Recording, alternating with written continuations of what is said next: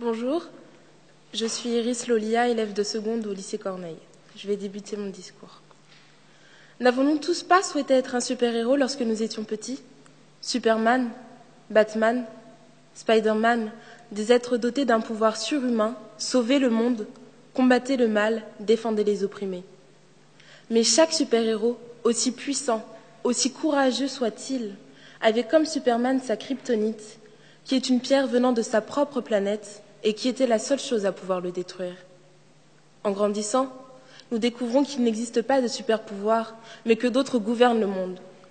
Le pouvoir de l'argent et la dictature en sont des exemples, et qu'il est question désormais de personnes au pouvoir.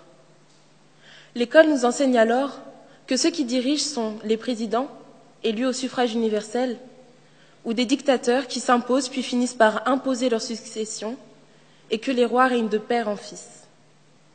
Plus tard, la réalité nous fait face, et les médias font tomber le rideau. Et lors de chaque nouvel épisode, nous entendons des mots comme dictature, régime autoritaire, coup d'État, puis guerre, mort, drone, attaque, destruction, meurtre. Et où sont les super-héros? À ce moment, nous comprenons que pour arriver au pouvoir, certaines personnes sont prêtes à détruire. La définition du dictionnaire nous apparaît plus claire. Oui, le pouvoir, c'est l'autorité, la puissance de droit ou de fait, détenue sur quelqu'un ou quelque chose. D'après Platon, la plupart des hommes au pouvoir deviennent des méchants. Mikhail Bulgakov dit que tout pouvoir est une violence exercée sur les gens. Et André Malraux définit le pouvoir par la possibilité d'en abuser. Violence, méchanceté et abus sont les faces cachées du pouvoir. L'image idéaliste de ce qu'était pour moi le pouvoir est désormais effacée. Une obsession est omniprésente et persiste chez toutes ces personnes qui tyrannisent le monde, celle d'arrêter ceux qui seraient nuisibles à leur pouvoir. Ils sont indénombrables. Hitler, Mussolini, Franco, Saddam Hussein, Mobutu, Kadhafi. Mais à quel prix? Leur prix est celui de la mort de centaines de milliers de personnes par jour. Depuis mars 2011, Bachar al-Assad est le responsable du meurtre de 94 000 personnes. Oh, combien nous sommes chanceux d'avoir grandi dans un pays stable. Cette violence avec laquelle vivent des enfants depuis leur tendre enfance leur permet-elle encore de croire aux super-héros? Mais ces enfants ont-ils déjà rêvé, ne serait-ce en secret, de la paix? Ou l'instinct de survie les contraint-il à être conditionnés par le pouvoir en place? Non. Leur vie n'est même plus basée sur l'espoir qu'un jour, un héros vienne les sauver. On leur a enlevé cette innocence pour la remplacer par de la haine, de la crainte et de la peur. Nous sommes tous tentés de penser comme Aung San Suu Kyi.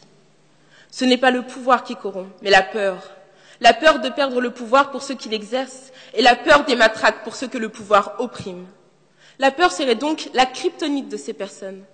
Ne sont-ils pas motivés par la peur que les rébellions au sein de leur pays affaiblissent leur pouvoir?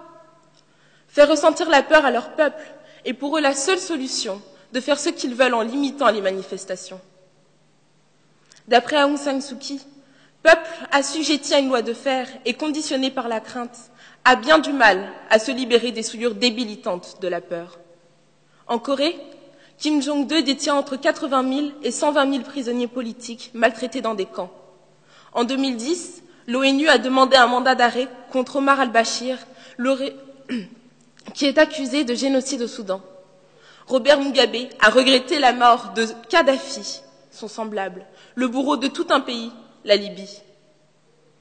Les femmes et les enfants sont les premières victimes de ces hommes. Le 8 mars dernier, nous avons célébré la 37e journée internationale des droits de la femme. C'est pourquoi j'aimerais dédier mon discours à toutes ces femmes qui se sont levées, parfois au détriment de leur vie, pour défendre la dignité humaine. Tout d'abord, Rosa Parks, qui a été la première femme noire à avoir fait résonner un non contre la ségrégation, le 1er décembre 1955 à Montgomery. Non, elle n'était pas d'accord avec cette loi qui séparait les personnes de couleur des personnes blanches. Non, elle ne voulait pas laisser sa place. Non, elle ne voulait pas laisser le pouvoir législatif ne pas la respecter en tant que citoyenne. Puis, Dalila Mbarek, qui se bat actuellement pour faire adopter à son pays, la Tunisie, des valeurs modernes, pour, comme elle le dit, la Tunisie de demain.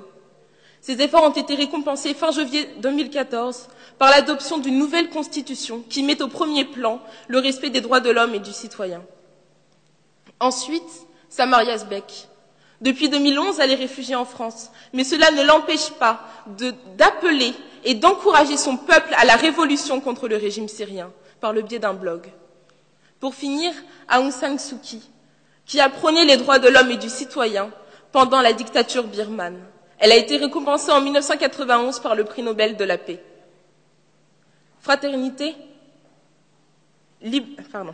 liberté, égalité, fraternité sont nos trois piliers fondamentaux en France. Ces trois piliers que nous devrions chérir particulièrement et nous devrions être fiers de notre pays, qui m'offre aujourd'hui cette liberté à moi, jeune fille de 15 ans, de partager avec vous, sans armes, sans matraque, sans fusil pointé sur moi, le fond de ma pensée.